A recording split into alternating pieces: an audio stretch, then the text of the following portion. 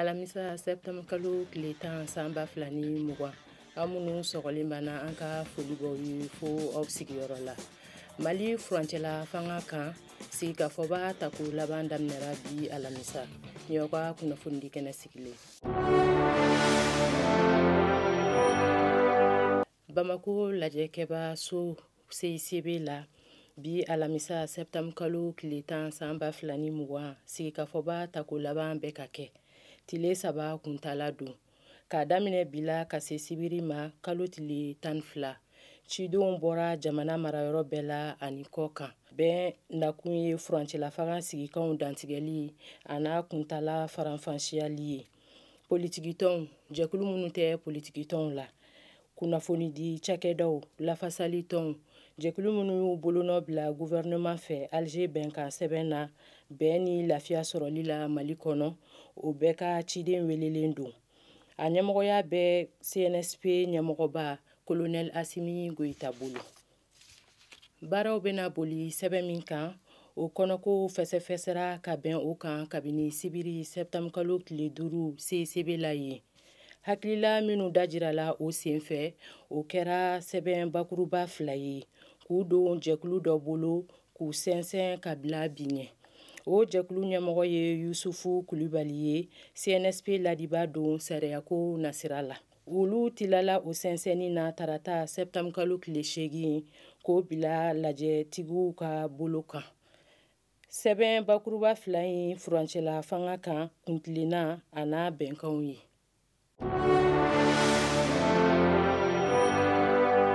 Sefawari nɔnabilali ni eko ye waati min dara o la o bɔra a kɔkɔrɔ. CEDEAO ye wari kura min ŋaniya siri Sefawari nɔ na, a ko senateliya bɛ ɲini ka kɛ kɔfɛko ye. A ka laadalatɔnsigi 57nan na Ɲame, Niger faba la septembre kalo tile 7 sanba 2020 u da sera o kuma ma. Afrique tilebiyan fan fɛ mɔgɔ caman da bɛnna a ma ko ka Sefawari falen wari kura wɛrɛ la, min b'a to Afrique tilebiyan fan bɛ se k'a ka yɛrɛma hɔrɔnya sɔrɔ wariko la. CEDEAO ko lajɛ in senfɛ, Niger jamanakuntigi Mahamadu Yusufu y'a jira a ka kɔrɔfɔw la, UEMOA hakililaw ye fɛn min ye ekoko in na k'o faranfasiya. Kumaw y'a sɛmɛntiya ko Sefawari dɔrɔn tɛ falenta ye eko la, nka wari suguya fɛn o fɛn bɛ UEMOA kɔnɔ k'o bɛɛ b'a la. Jamanaw ka kan ka yɛlɛma eko la togo min na, o saratiw dantigɛra. CEDEAO ka lajɛ min kɛra san 2019 décembre kalo la, CEDEAO jamana 15 cɛ la, sarati 4 minnu kɔfɔra yɛlɛmaniko la, 3 tun dafalen do jamana 13 la ka ban. A tɔw tun b'a la ka labɛn sabati. Ka fɛn min ye balana ko ye CEDEAO ka lajɛ tɛmɛnen senfɛ, o ye Sefawari falenni bɔli ye a dakɔrɔ, k'u ka fɔlɔ ka waleya cogo kuntiginaw dantigɛ ka kɔn yɛlɛmani ɲɛ. O la waati kelen wɛrɛ ma fɔ jamanaw donni na eko la bilen. Faso tɔgɔla mobiliw na tamasiyɛnw lamarali, mobili 116 de sɔrɔla u tigiw la fɔlɔ. An ka kunnafoni ɲininaw sera Dar-Salam Bamako commune 3 na, faso tɔgɔla garajiba kɔnɔ ka bɛn ni sɔgɔmada nɛgɛ kaɲa 10 tɛmɛnen ni sanga 30 ye. Tarata septembre kalo tile 8 sanba 2020. Mobili minnu tun kalifalen bɛ faso tɔgɔra baarakɛlaw la, o caman nana n'a ta ye. Mobili suguya caman don.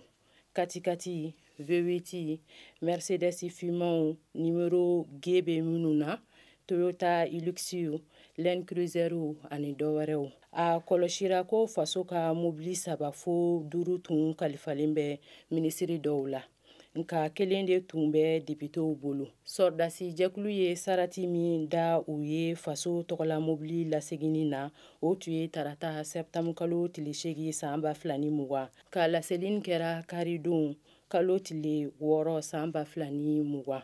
O tun ye tɛ gouvernement ka baaradon ye. A bɛ se ka kɛ o de kɔsɔn mobili bɛɛ tun ma se Dar-Salam garajiba kɔnɔ fɔlɔ. Ni min nana n'a ka mobili ye walima n'a ka mobiliw ye, sɛbɛn dɔ bɛ lafa mobili kelen kelen tɔgɔ la. I nana n'a ye ka to cogo min na a bɛ lajɛ k'o kunnafoni sɛbɛn o kɔnɔ. I ni garaji ɲɛmɔgɔ b'o sɛbɛn bolola nɔbila, kelen bɛ to a bolo, kelen bɛ to e fɛnɛ bolo. Mobili 60 ni kɔ nana kunnafonidinaw ɲɛna. Mobili min cogoya mana sɛgɛsɛgɛ ka ban, u bɛ taa o jɔ GMS dukɛnɛba kɔnɔ. A kɔlɔsira ko mobili minnu sɔrɔla fɔlɔ ko ɲuman man ca u la. Kɛrɛnkɛrɛnyala min tun bɛ députéw bolo. Olu nana ni mobili minnu ye 100 sarada la 80 man ɲi. Tarata jatew y'a jira ko mobili 116 sɔrɔla. Makɔrɔn 200 ani 27 sɔrɔla députéw kɔrɔ la. Ani bolofɛn wɛrɛ 111. Kojugubakɛla Al-Hassan Ag Abdul Aziz ka kiiri dayɛlɛla ko kura. Al-Hassan Ag Abdul Aziz minɛniya Barkan kɛlɛbolo fɛ kabini san 2018 a bɛ diɲɛ kiirisoba ka bolo kan n'o bɛ wele ko CPI. A ka kiiri dayɛlɛla juillet kalo tile 14 tɛmɛnen nka o kuntala ma janya. U seginna ka ɲɔnkiri. Kalo 2 o kɔ kɛrɛnkɛrɛnneyala tarata tɛmɛnen septembre kalo tile 8 san 2020 segin kɛra a ka kiiri ka kokura diɲɛma kiirisoba la. Ni maa kofɔlen min filɛ o ye Akmini Amsar Din maakɔrɔ dɔ ye. Wa fana bolo kɔnisilen b'a ma ka sabu kɛ k'a ye damatɛmɛwale ta ka musolakaw sɛgɛrɛ. Manifinw ni tɔɔrɔli fo ka se Tombouctou yɔrɔ sahalenw tiɲɛni ma san 2012 ni 2013 cɛ. O waleya ninnu bɛɛ bɛ bila minɛ min kɔnɔ o de ye farinya wale ta ka manifinw sɛgɛrɛ n'a bɛ wele nansaraka daɲɛsuru la ko crime contre l'humanité. Al-Hassan Ag Abdul Aziz bɛna kɛ Mali kojugubakɛla filanan ye ka kiiri diɲɛ kiirisoba la Ahmed Al-Fakir Al-Magi kɔfɛ. San 2016 ale kiirila ka ɲanki san 9 kaso la ka da kan a fana tun jalakira yɔrɔ sahalenw tiɲɛni na Tombouctou. Nin bɛ dansigi an ka bi kunnafoniw na. Ni baaranin kɛra Amakuni Anisiri ka bolo di ɲɔgɔn ma kɔnɔ. Aw k'an bɛn waati wɛrɛ ni kɛnɛ kan.